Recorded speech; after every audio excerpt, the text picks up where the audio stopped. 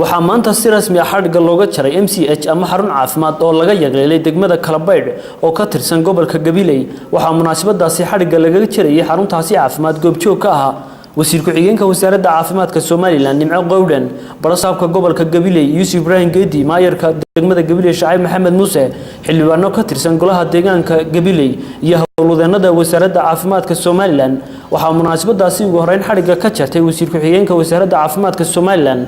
Nimco Qowdhan kadibna la hadashay saxaafadda maanta waxaan isugu nimay tii dib habeen lagu sameeyay MCH kan Kalabaydh in aynu furno runtii waxaan doonaynaa inuu MCH kan uu howlgalo deegaanka ballaaran Kalabaydh oo dadweynuhu ka faa'iideystaan adeegyada bixin doono tii la keenay qaybtii ugu horeysay dawada qalabkiina waxoogaa ka dhimay laakiin waxaanu jeclaysanay wasaaradda caafimaadka dawada maadaama xilliyo roobeed ay ku jirno shubanadu badan yihiin in bulshada reer Kalabaydh looga faa'iideeyo waxaanu go'aansanay sida ugu dhaqsiyaha badan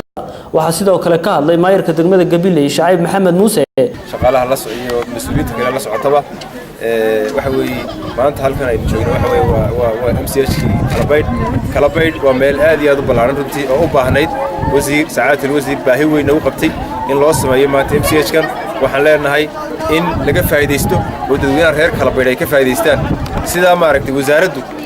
ay heeganka ugu jirto 24 saac in dalka oo dhan ay meel walba wax yar hayso ay gaarsiiso waad ogtiin awoodda dalkeena iyo ma aragtay dhaqaalaheena waa kooban yahay waxa isna ka hadlay suduwaha caafimaadka gobolka Gabiley Ciise Sheekh Maxamed Warsame waxa dhismihii qaybtiisii hore ee ixtirkii u dhamaaday MCH-ka waa tan la furay imika aniga iyo Xasan oo isna shaqaale caafimaadkana ilaahay ninka hanti siiyay inuu yahay aniga se waxaan ku heshiinay aan meeshii dala dhiso wixii taalkayga ahaa kun midho jaajuura ee xagga dambana kaga soo xidhay qaybtiisii kala ka sii maraysaa Xasan oo isna ugu deeqay oo sheekhu beledka kale ugu dambeyn waxaa ka hadlay howlwadeenada MCH-ka iyo xubin ka socotay hay'adda UNICEF oo ku caawino wasaaradda caafimaadka goobaha xanaanooyinka hooyada iyo dhallaanka xanaanadani in badan bay xidhnayd markii la dhisay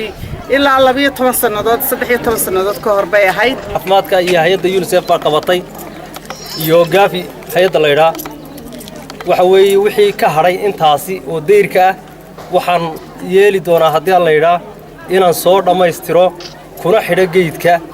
albaabka birta ee baawurta ka soo gasho xaruntan caafimaad ayaa ahayd mid loogu baahnaa si weyn iyadoo degmada Kalabaydh aan inta badan ay ku yeedhiin goobaha caafimaadku geesta kale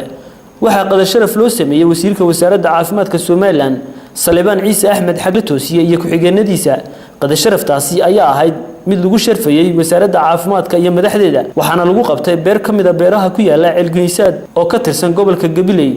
beertaasi oo hodan ku ah khayraadka uu gobolku caan ku yahay ee khudradaha kala duwan waxaana qadada kadib saxaafadda la hadlay wasiirka wasaaradda caafimaadka Salebaan Ciise Axmed Xagla Toosiye oo ka warbixiyay dareenkiisa iyo sida uu ugu faraxsan yahay meeshan neecawda fiican leh kale iyo dhammaan shacabka reer Gabiley waan salaamayaa waxa farxadna in si wanaagsan oo sharaf leh maanta lagu soo dhaweeyo wasaaradda caafimaadka aniga wasiir ku-xigeenkii agaasimihii guud howlwadanadii kale ee wasaaradda